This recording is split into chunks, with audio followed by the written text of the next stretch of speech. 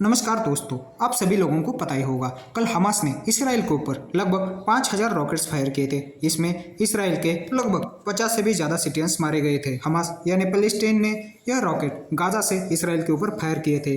अभी इसराइल इसका जवाब किस तरह से देखते हैं यह हम देखेंगे। इसका इफेक्ट ग्लोबल मार्केट में भी हो सकता है। अगर ग्लोबल मार्केट में करेक्शन आएगा तो इंडियन स्टॉक मार्केट में भी उतार चढ़ाव आ सकता है। पूरी दुनिया को जितनी क्रूड ऑयल की रिक्वायरमेंट है उसमें से लगभग 10% का प्रोडक्शन इसराइल करके देता था।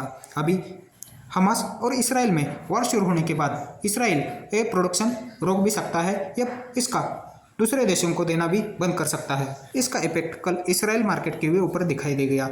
स्पेशली इसराइल का क्रूड मार्केट कल नेगेटिव में था। अब पूरी दुनिया की नज़र सऊदी अरेबिया के ऊपर है, क्योंकि सऊदी अरेबिया भी एक क्रूड ऑयल प्रोडक्शन देश है।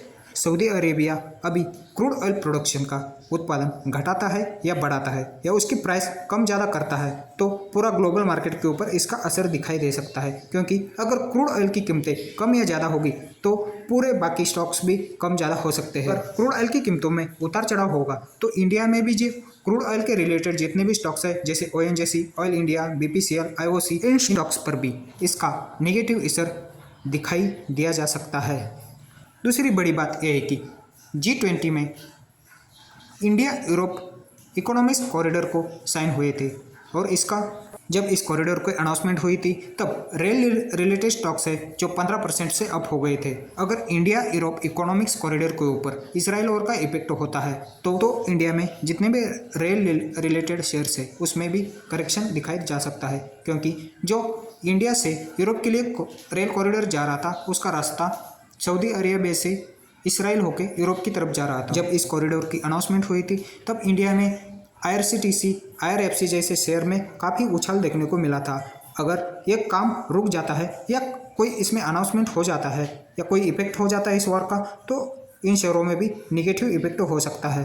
अभी तो इसकी कोई न्यूज़ नहीं है, लेकिन मार्केट के बारे में कोई बता नहीं सकता है क्योंकि इस खबर को न्यूज़ चैनल वाले इतने उठाएंगे कि डायरेक्टली इसका इफेक्ट भी इन शेयरों के ऊपर हो सकता है। इंडिया में IRCTC और IRFC के साथ टिटागढ़, रेलटेल, बेमल, टेक्समेको ऐसे बहुत रेल रिलेटेड शेयर है, इनमें भी कुछ करेक्शन दिखाई जा सकता है।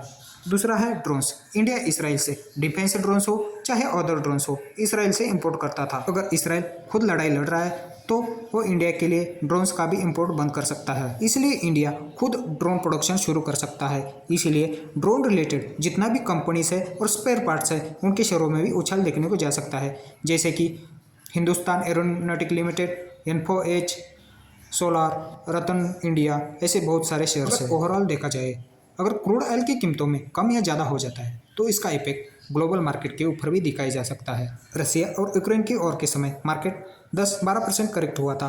अभी भी मार्केट में डाउनफॉल हो सकता है। फाइनली बात आती है हमारे जैसे स्मॉल इन्वेस्टर के ऊपर। अगर मार्केट में करेक्शन आ गया तो हम क्या करें? फाइनली बात आती है हमारे जैसे स्मॉल इन्वेस्टर के ऊपर, हमने क्या करना चाहिए? अगर मार्केट में 10 या 12% का करेक्शन आ गया तो हमें डरना नहीं चाहिए, बल्कि और लमसम अमाउंट इन्वेस्टमेंट करना चाहिए। अगर हम गिरते हुए मार्केट में ज़्यादा परचेजिंग करोगे तब जब मार्केट में बुल रन आएगा तो उसका हमारे लिए बहुत ज़्यादा फायदा मिल सकता है। फाइनली मार्केट हो चाहे शेयर मार्केट हो, जब तक वो ज़्यादा नीचे गिरेगा नहीं तब तक उसको ऊपर उठने की एनर्जी नहीं मिलेगी। जिसने मार्केट करेक्शन होते हुए पेशेंस रखे हैं उसका ही मार्केट में पैसा बनेगा। अगर मार्केट करेक्शन के डर से मार्केट से पैसा निकालोगे तो मार्केट में कभी पैसा नहीं बन सकता है। इसलिए अपने पेशेंस रखना जरूरी है। आज की वीडियो में बस इतना ही।